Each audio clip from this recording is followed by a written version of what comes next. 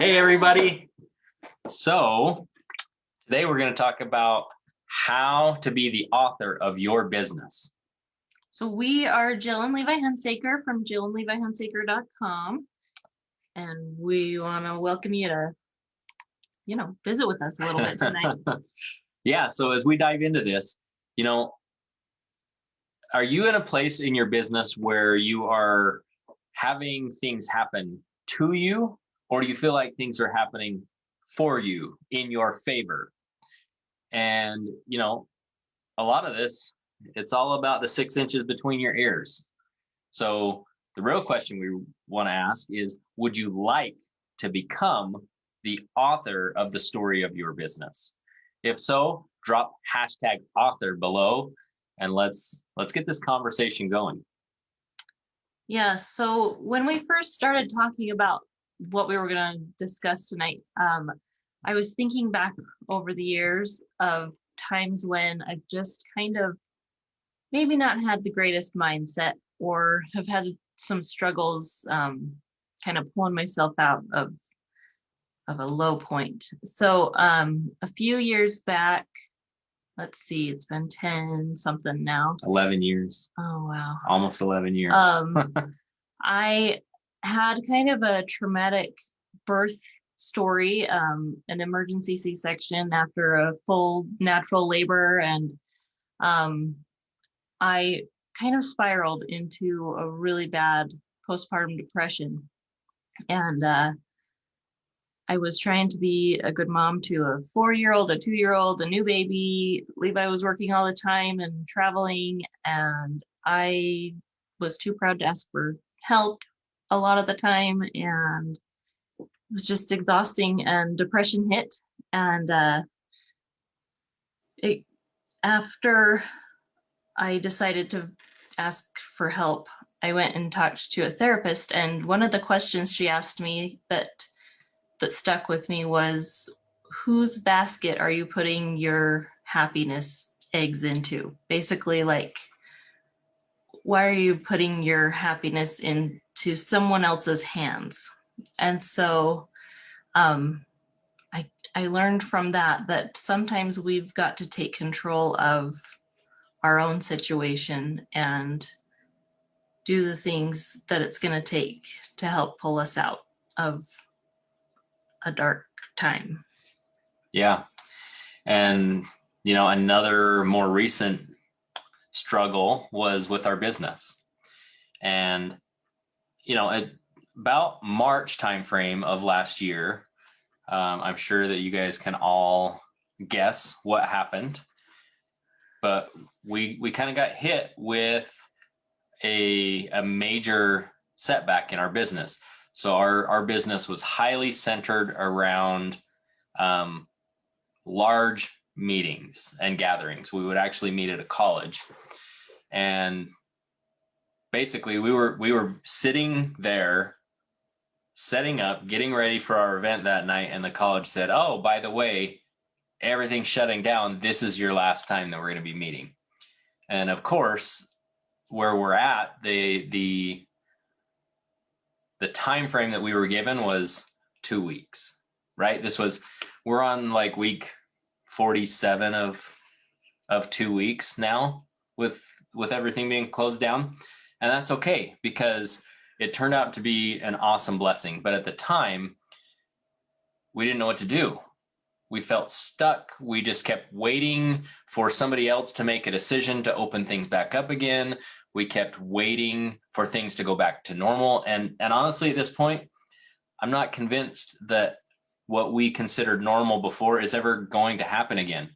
Too many companies and businesses have invested time and money into changing. I don't think it's going back. And so if that's a harsh reality for you right now, I'm sorry, but it comes with love.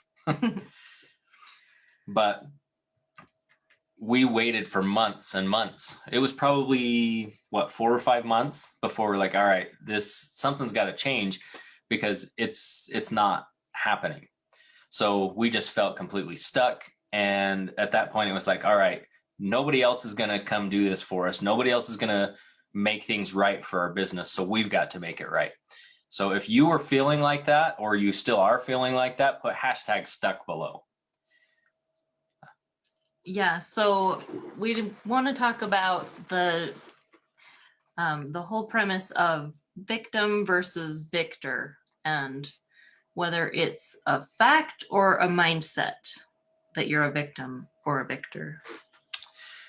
Yeah, and a lot of times, especially with some unfortunate things that happen, such as crimes and things like that, that can create the word victim sits in that space quite often, that something happened to someone. But after something happens to you, how long you sit and wallow in that kind of determines your state of mind, right? You can decide to continue to be the victim, or you can decide to elevate and lift up from that and move on and become the victor and the author of your own life, and especially of your own business.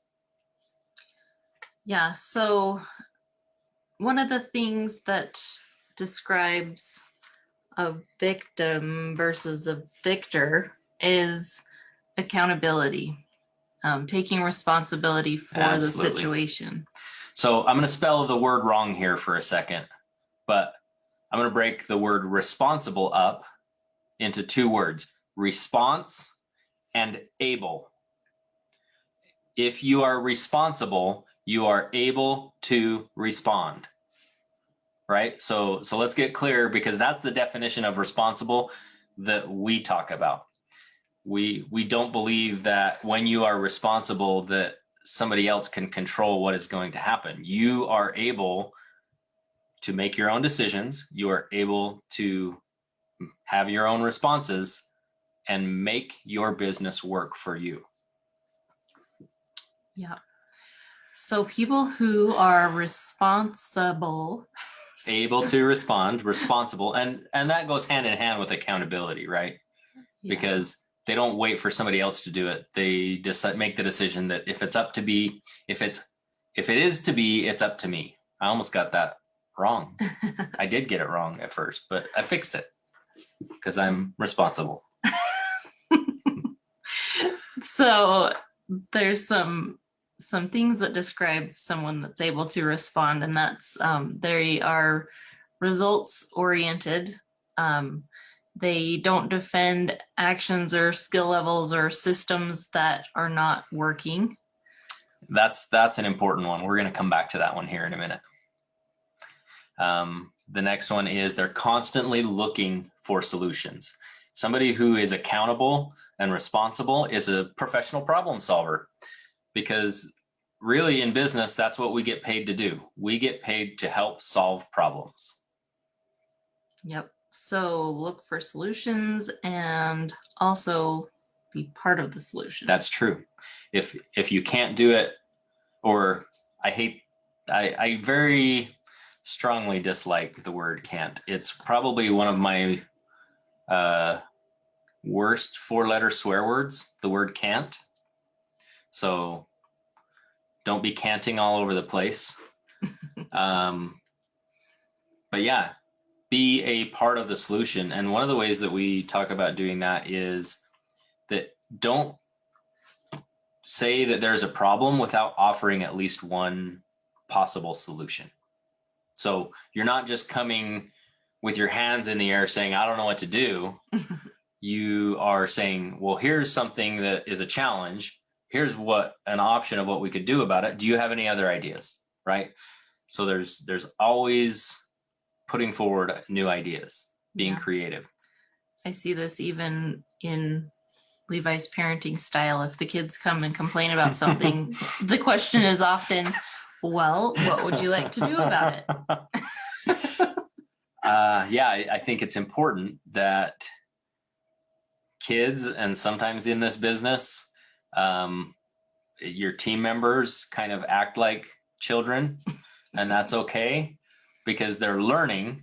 But how are you helping them learn to stand on their own? asking questions and helping them to learn that they are capable, accountable, and responsible enough to come up with their own solutions. And you know what? Ultimately, somebody who's accountable is going to be able to achieve things that only others dream about. So the real question is, are you going to be the author of your business or the victim of your business? Choose one. Choose a side. Make a decision right now and put which one you're going to do. If you want to be the author of your business, put #author. If you want to be the victim, put #victim. Drop that below. So we want to talk about, for those of you that just dropped #author, what are we going to talk about? Well, one of the best ways to stay on track is to have accountability. And an accountability partner makes a big difference. Yes, it does. So one of our mentors, he said that he would write a $1,000 check to the political candidate that he was opposed to, and to his accountability partner. And if he didn't do what he said he was going to do, then his accountability partner would mail that check in, not anonymously. They would put his name attached to it, so it would actually show up on the donation registries. And he was just like so motivated by not having his name show up on somebody who he doesn't support's donor registry, that he actually would do what he said he was going to do and keep his commitments and be accountable. But that's not what we're going to talk about here. That's just a funny story. So the best way, some of the best ways that we know to be accountable is, the first way is to learn a new skill or new systems to basically help you to be accountable in your business and accountable for your results. Yeah, and one of the best ways of going about that is sometimes you don't even know where to start. So looking to coaches or mentors is a good place to have an accountability partner that's, you know, not your spouse. Yeah, that can be dangerous sometimes. So when we have hired mentors and coaches, it's not each other. That's not a good place to be. We've had some tiffs, we'll call them, when we tried to be each other's accountability partners before. So I don't recommend that. But my personal favorite way is the third step, and that is both. Learn new skills, learn new systems, and have someone to coach and mentor you and keep you accountable. Because when you do all of those things, it's all centered around pushing forward, not staying still, pushing forward.